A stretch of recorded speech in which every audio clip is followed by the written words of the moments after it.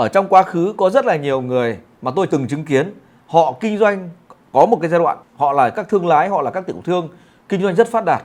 Nhưng sau một thời gian chỉ cần cơn bão xẹt qua một phát thôi lại vỡ nợ.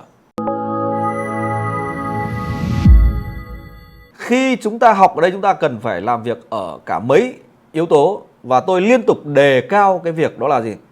Chúng ta phải nâng cấp con người mình đi trước, chiến lược nó đi sau. Nâng cấp con người mình lên, nâng cấp cái sự hiểu biết của mình lên, nâng cấp những cái tầng ý thức, tầng nhận thức của mình nâng cao lên một nấc. Sau đó chúng ta bắt đầu mới cập nhật đến các chiến lược. Đại bộ phận anh chị ở ngoài kia chưa thành công là bởi vì họ làm ngược lại. Họ học làm chiến lược trước, học chiến lược trước, sau đó là chiến lược xong bắt đầu không biết nâng cấp bản thân mình. Thì giống như ở cái bài tập hôm trước, anh chị còn nhớ bài tập gì hôm trước không ạ? Cái thí nghiệm gì hôm trước ạ? Buổi trước ạ? Tiền đúng không nhỉ? Thí nghiệm tiền đúng không nào?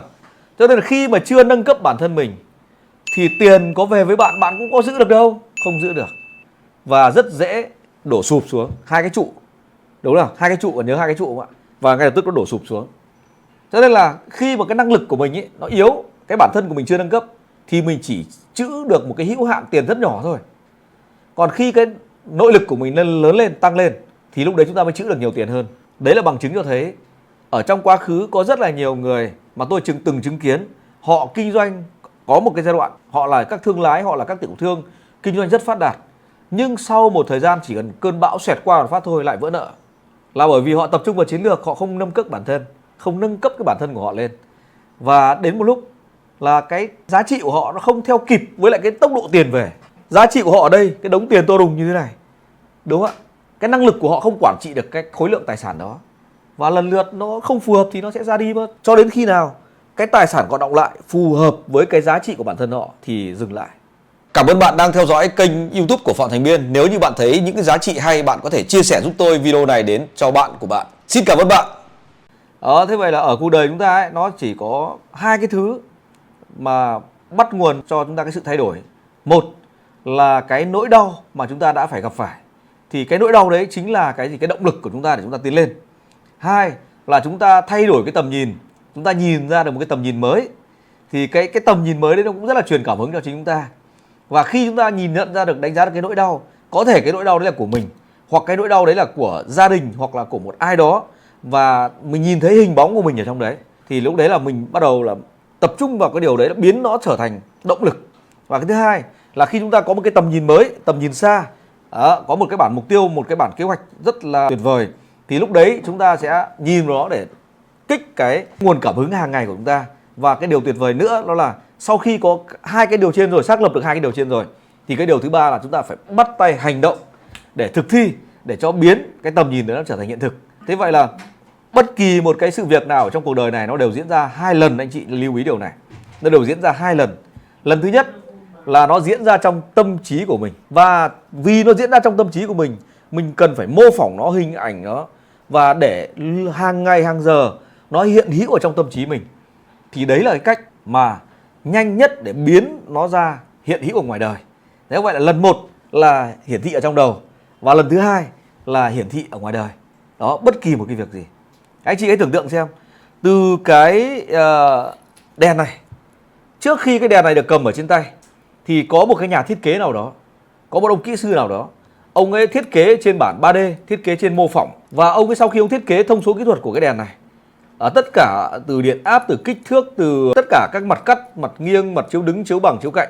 Và sau khi cái bản thiết kế đấy được đưa vào sản xuất, sau đó nó hiển thị ở trên bàn này. Đó.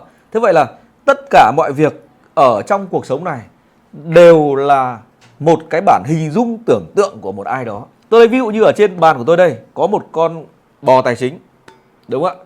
Thế vậy là để có cái con bò này đúc bằng đồng thì người thợ, người ta phải tưởng tượng nó ra nó như thế nào, người ta thiết kế nó ra khuôn mẫu, sau đó người ta mới nấu chảy đồng, người ta đổ vào, đổ xong, đúc xong, người lại phải đánh bóng, đánh giáp. Thế vậy là từ lúc mà nó có ở trên cái bàn này, có cái là cái người thợ, người ta đã phải hình dung tưởng tượng ra xem hình thù cái con này nó như thế nào, kích thước làm sao, tỷ lệ là như thế nào. Đấy, có là mọi việc trong cuộc đời này nó đều hiển thị, đều diễn ra hai lần. Lần đầu tiên là nó hiển thị ở trong đầu chúng ta, và lần thứ hai là nó hiển thị ở trên tay chúng ta. Được chưa? Ở trong đầu chúng ta thì nó giúp cho chúng ta nhanh chóng để hiển thị ở trên bàn. thì chúng ta cần phải mô tả nó thật chi tiết trong đầu. Và buổi ngày hôm trước chúng ta có làm một cái bài tập, đúng không ạ? 2 bài tập. Buổi trước chúng ta làm 2 bài tập. Thứ nhất là chúng ta làm cái bài tập đó là gì? Bài tập thể dục hàng sáng hàng ngày. Mục đích để làm gì? Đưa về trạng thái không. Ok, rất là tuyệt vời. Bởi vì là như thế này. Khi cuộc sống chúng ta bình thường, ở tại hàng giây, hàng phút, não của chúng ta lang thang khắp mọi nơi trên cái thế giới này. Nó không tập trung vào bất kỳ một điều gì hết. Ngay tại thời khắc này, cho dù bạn có rất nhiều anh chị đang ngồi trong cái Zoom này đi chăng nữa, nhưng xác thì ở trong cái Zoom này, nhưng hồn thì đang ở chỗ khác. Không ở đây, không hợp nhất. Phần xác và phần hồn đang lìa nhau. Thông qua cái phần tập tác động vào trạng thái cơ thể để giúp cho chúng ta khắc nhập. Đấy, phần hồn và phần xác nó phải hợp nhất như thế này đã. Thì cái trạng thái không là cái trạng thái trống rỗng. Trạng thái đấy chúng ta không suy nghĩ bất kỳ một điều gì. Có là lúc đấy toàn bộ não bộ, toàn bộ ý thức vô thức chỉ tập trung vào đúng là hơi thở, nhịp tim, nhịp phổi. Lúc đấy mình không nghĩ bất kỳ một cái điều gì cả. Nó điều hành một cách rất là tự nhiên, theo vốn có của nó, điều hành nhịp thở, nhịp tim, nhịp đập, tất cả hệ thống cơ quan các thứ làm việc. Và lúc đấy là mình cảm thấy rất là thư thái. Mình không phải bận tâm đến bất kỳ điều gì, mình cảm thấy rất là bình an, mình cảm thấy rất là an yên. Thì lúc đấy, tại cái thời khắc mà trạng thái không đấy, lúc đấy chúng ta mới đổ cái bản mục tiêu chúng ta vào. Thì lúc đấy là gì? Cái ý thức của chúng ta nó không còn kháng cự nữa anh chị ạ. Nó không còn một cái lớp bảo vệ nữa. Và liên tục nó được đưa vào tầng sâu của trong vô thức. Thì toàn bộ những cái kỹ thuật này anh chị học ở cái lớp club thì được Vinbox huấn luyện liên tục 1 năm vào tối thứ Tư hàng tuần. Đỉnh cao luôn. Chúc mừng bạn đã xem hết video của Phạm Thành Biên. Ngay bây giờ bấm vào nút đăng ký, bấm vào nút chuông để nhận được tất cả các bài phân tích, tất cả những cái video kế tiếp của Phạm Thành Biên từ trên kênh này. Ngay bây giờ bấm ngay, bấm ngay, bấm ngay, bấm ngay.